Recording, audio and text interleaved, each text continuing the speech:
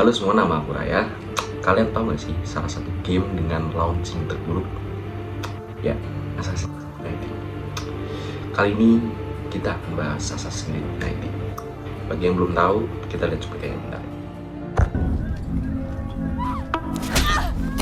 This morning, I was just a drop.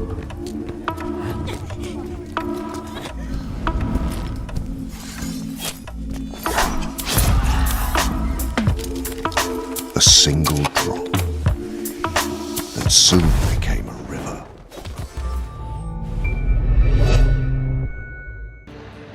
Oke, sebelum kita masuk ke cerita utama Assassin's Creed Unity, jadi teman-teman harus tahu ya kalau di seri Assassin ini ada dua tokoh utama, yaitu yang pertama itu Assassin. Assassin ini kayak suatu organisasi yang dia nih mengusung kebebasan dan berusaha merepas rakyat dari tirani kekuasaan. Dan yang kemudian yang kedua yaitu Templar. Templar nih simbolnya kayak mereka jahat, jahat.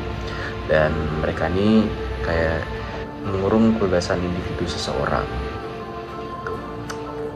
Jadi lanjut ke cerita utama. Cerita pada Assassin's Creed Unity berlatar belakang di masa revolusi Prancis pada tahun 1789 sampai 1799. Pada kala ini, Prancis mengalami krisis sosial dan ekonomi, dan rakyat menentang sistem feodal dan monarki yang diusung oleh Raja Louis ke-16. Cerita dimulai ketika tokoh utama kita yang bernama Arnaud Victor Dorian pada saat kecil merupakan salah satu bangsawan Prancis yang dibawa ayahnya Charles Dorian yang merupakan salah satu master assassin ke Palace of Versailles. Singkat cerita, di situ ayah Arnaud dibunuh oleh Patrick Cormac, seorang master assassin yang berkhianat dan kini memihak Templar. Dan kemudian Arnaud diadopsi oleh Francois de la Sierre yang merupakan master Templar. Di situ Arnaud tumbuh bersama Alice yang merupakan anak dari Francois. Singkat cerita, tahun 1789, revolusi Prancis pecah dan Francois, ayah angkat dari Arnaud, dibunuh dan Arnaud dituduh terlibat dan dipenjara di Bastille. Disitulah Arnaud bertemu dan bergabung dengan Ordo Assassin. Dari sinilah Arnaud bertekad memburu dalang pembunuhan Francois. Oke, itu tadi adalah ringkasan cerita dari Assassin's Creed Unity. Dan buat aku personal yang ngikutin dari seri AC1 sampai AC Mirage, AC Unity ini masih jadi salah satu AC yang terbaik secara storyline, karena tadi di dalam itu ada konflik internal antara Ordo Assassin dan konflik internal juga di Ordo Templar, dan juga pengembangan karakter dari MC kita Arnaud Dorian yang digambarkan masih labil. Itu menurutku bagus banget dari Ubisoft.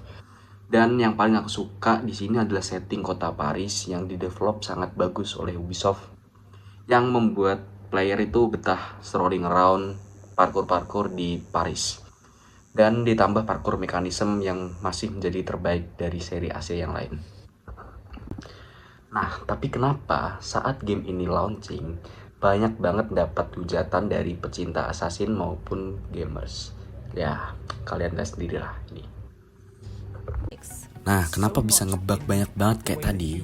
Jadi setelah seri Assassin's Creed Brotherhood, Ubisoft nih mulai mikir proyek next gen yang akan dirilis di konsol PS4.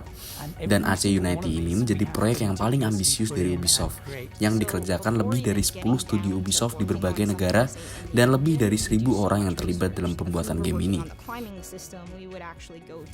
Nah, namun di sini berbagai kekacauan terjadi.